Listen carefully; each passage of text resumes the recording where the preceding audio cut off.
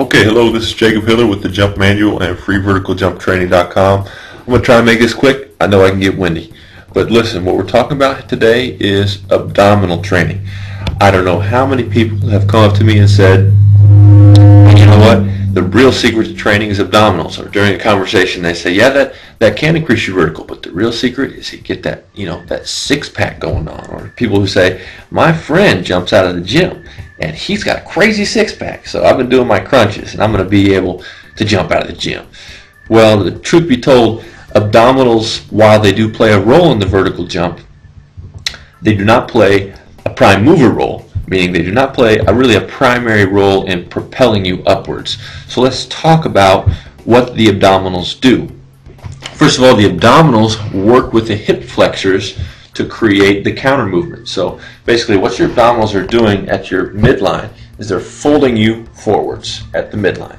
What your hip flexors do is they fold you forward at the waistline. So your hip flexors come in through the center of your leg into the center of your body. So abdominals fold you forward, which is called spinal flexion, and your hip flexors also fold you forward at the midline, which is called hip flexion. And what this does, which is the first role of abdominals, is the counter movement. So the vertical jump counter movement is right before you jump, your whole body coils. So you're ready to throw your torso upwards, you're ready to extend your hips, you're ready to extend your knees, extend your ankles, and throw yourself upwards.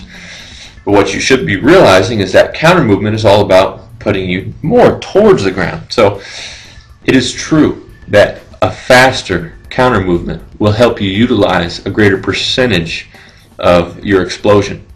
However, if your prime movers, if your glutes and your hams and your spinal erectors are not strong enough in the first place, a faster counter movement is really not going to do much for you, and really it could hinder you. I mean, if you really get your counter movement going quickly and the opposite muscles, the opposing muscle groups are not strong enough to support that velocity, you're really not going to be jumping any higher at all. You're going to be jumping lower. So those of you who are only focusing on your abs, and you're thinking you know the secret. Not many people know the secret is abs. Well, what you're going to end up doing is not going to be beneficial. And it is, well, before we get to that, let's move on to the second role of abdominals, which again is in cooperation with the hip flexors, the psoas. So this second role is the braking mechanism of the vertical jump. Okay, so you've done the counter movement. Here's what's happening. You got spinal flexion, then you've got hip flexion. Now you're going to jump. So you've got spinal extension and you've got hip extension. Now your torso is being thrown backwards. Now if you don't have a mechanism to break that, to stop that, you're going to end up flat on your back. Okay? So what happens is your abdominals and your hip flexors activate to keep you from just going all the way to the back, all the way to the floor. Now that's important because if you cannot properly stop that backwards motion, your body's probably not going to allow you to use the maximum force you're capable of. Because one, it's going to injure you. If there's more velocity going backwards than you're able to stop with your abs and your hip flexors, you're going to injure your abs, you're going to injure your hip flexors. And your body knows that, there's sensors all over your body that know how strong and how much power you're able to create, and they're not going to allow you to do something that will be injurious.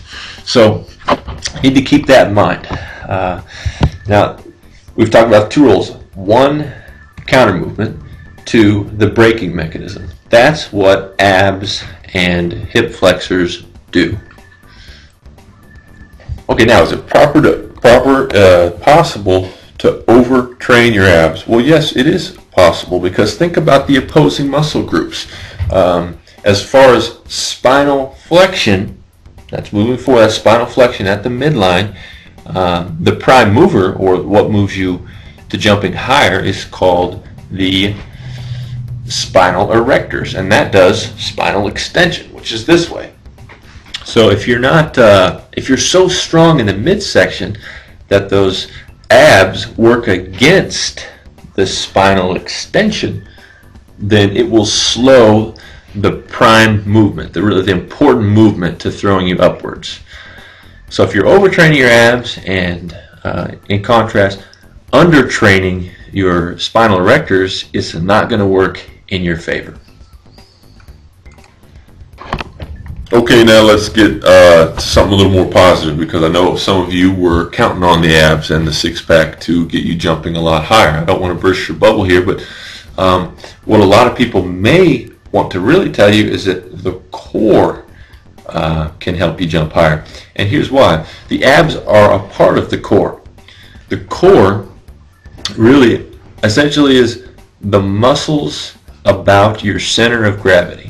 So the center of gravity is at your hip line, and so your glutes, your abdominals, your obliques, your lower back, these are all muscles that are involved in manipulating movement about your center of gravity. It's very important because the better you're able to manipulate your center of gravity, the more mobile, the more athletic you're going to be.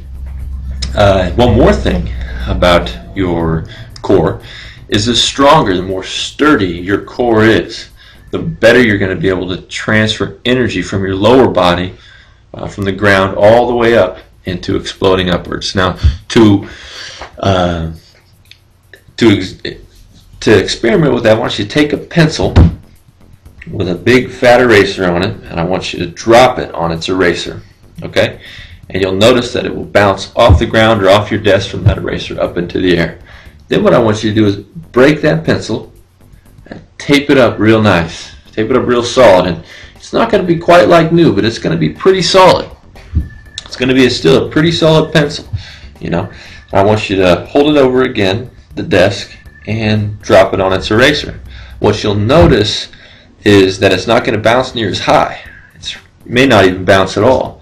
And the reason is because it's not able to transfer that energy upwards.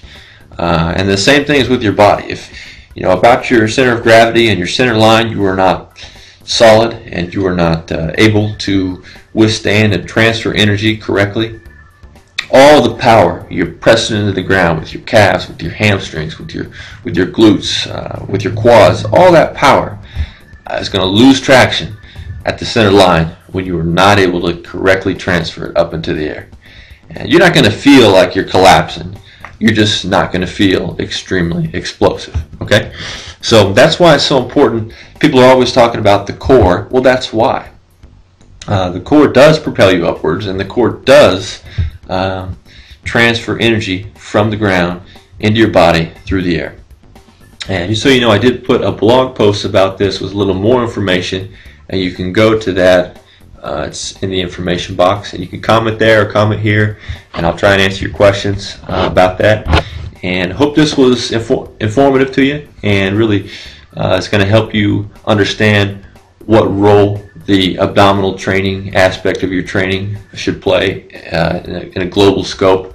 And just remember, where the power is coming from is those prime movers. And the prime movers of the vertical jump are your calves, your quads, your hamstrings, your glutes, your spinal erectors, and your shoulders. And once those muscles are able to properly fire, then you can support them with other things like the counter movement, faster counter movement, with plyometric development, with better range of motion, with better muscle quality, with better central nervous system training, so that you can utilize those muscles more efficiently. There's a lot of other things we could talk about, but unless you have those prime movers able to develop and output a lot of power, there's all your other efforts are going to be futile. A lot of people are coming to me and saying, they're doing such and such really neat training technique, or they're doing such and such really neat training technique, but the problem is all the other training techniques are really going to be built around optimizing and using more efficiently the power you've created in your prime movers. And without that as a base, those other training techniques are really going to serve as a distraction, and they're going to temporarily get your excitement up, and they're going to temporarily get your hopes into something that really should be secondary and should be not the prime focus of your training regimen. So anyways, hope this helps. Please comment below and rate my video if you can. Thank you. Bye-bye.